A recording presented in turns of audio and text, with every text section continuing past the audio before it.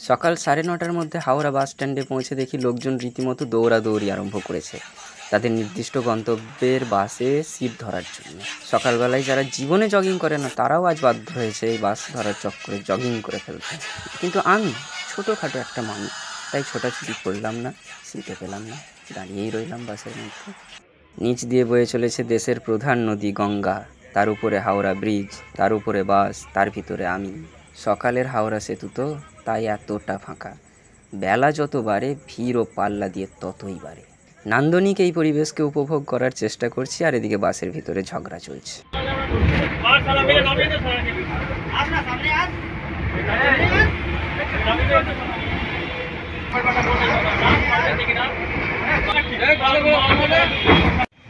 পুরো ঘেমে নে একাকার হয়ে গেলাম।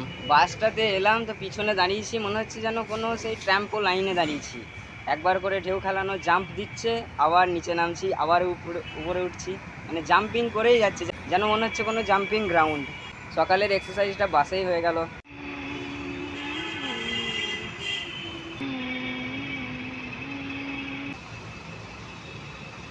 এই ওপরটা দিয়ে মেট্রো চলে, আর নিচেটা দিয়ে তো দেখতেই পাচ্ছ গাড়ি ঘোড়া, সব গাড়ি বাস চলছে।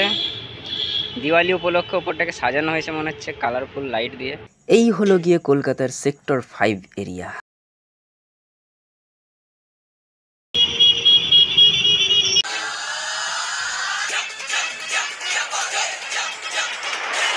এবারে ফেরার পালা। প্রথমে বেসরকারি বাস, তারপরে সরকারি ট্রেন। ট্রেনটি বর্ধমান পৌঁছানোর আগে সূর্য পৃথিবীর উল্টো দিকে পৌঁছে গেল, নেমে এলো অন্ধকার।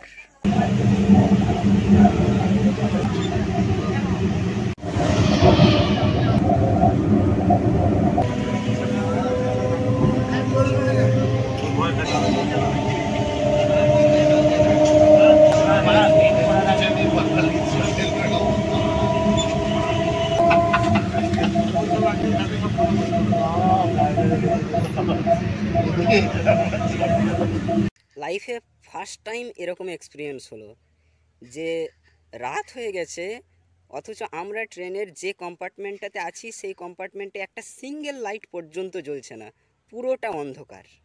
সব লাইটগুলোই কি খারাপ হয়ে গেছে নাকি ইলেকট্রিসিটির কানেকশানটাই ফল্ট হয়ে গেছে বোঝা যাচ্ছিল না।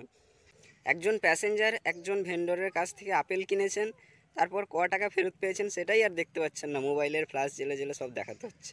কিন্তু আমি ভাবছি অন্য কথা, যদি টিটি আসতেন টিকিট চেক করতে, তাহলে তিনি কিভাবে টিকিটগুলো দেখতেন ওই অন্ধকারে।